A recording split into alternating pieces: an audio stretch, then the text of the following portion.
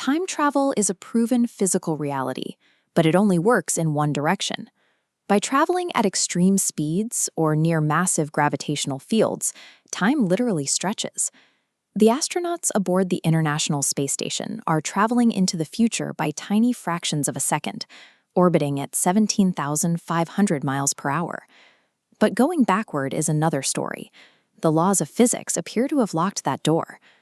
To return to the past, we'd need to find incredibly rare cosmic-scale loopholes, like unstable wormholes, theoretical bridges that quantum mechanics suggests would collapse before a single photon could pass through.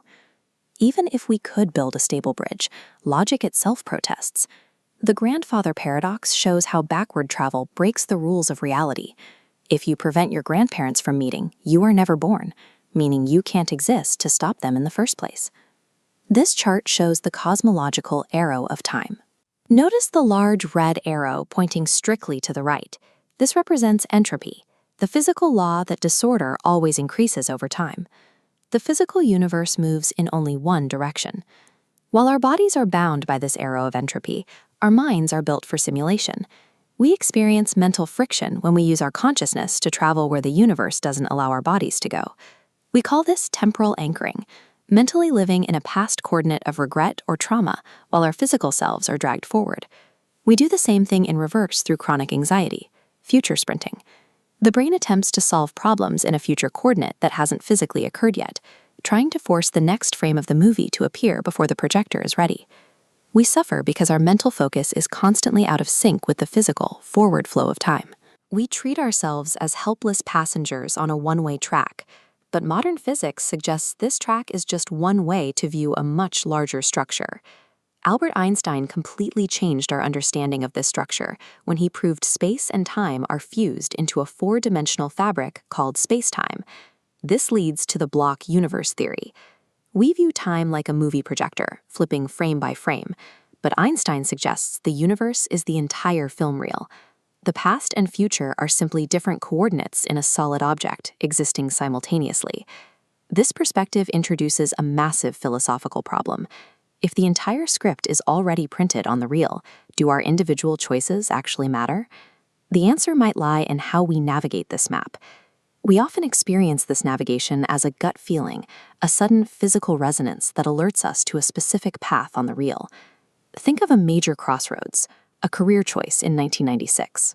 One path leads to a temporary role at the Atlanta Olympics, working with the media. The other path is a 5-year commitment in Saudi Arabia. Intuition might pull you towards this international move because it recognizes a finite window, a door closing, whereas the media industry is a landscape that will always be there later. This isn't magic, it's the predictive brain at work. Your subconscious rapidly simulates the outcomes of both paths based on every pattern you've ever recorded, firing a physical warning or a green light to your conscious mind. But we don't always listen. When unhealed trauma takes over, we fall into repetition compulsion, operating on an autopilot that ignores intuitive nudges. This mirrors a concept in physics called a closed time-like curve. It's a path where space-time is so warped that moving forward inevitably brings you back to the exact point in the past where you started. People trapped in these loops think they are moving toward a new future, but because they are reacting to the same old patterns, they are actually just circling through their own past over and over.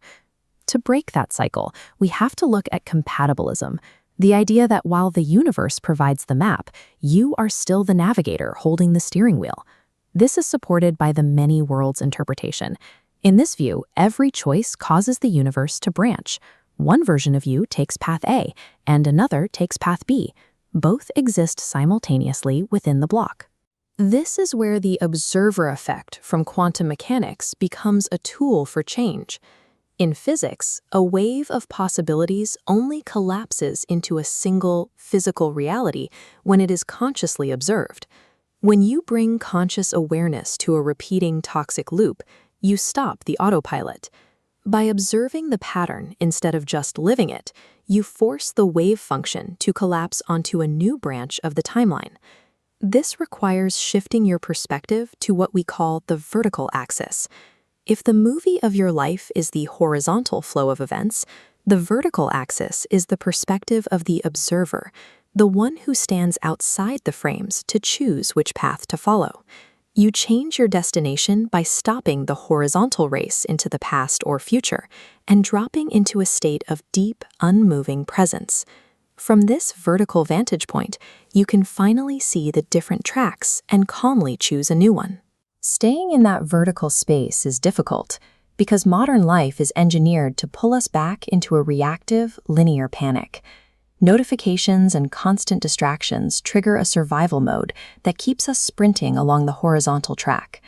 To anchor yourself, you have to use your physical body. While your mind can simulate any coordinate in time, your biology is bound to the present. Your senses are the only part of you that actually occupies the current frame of the movie reel.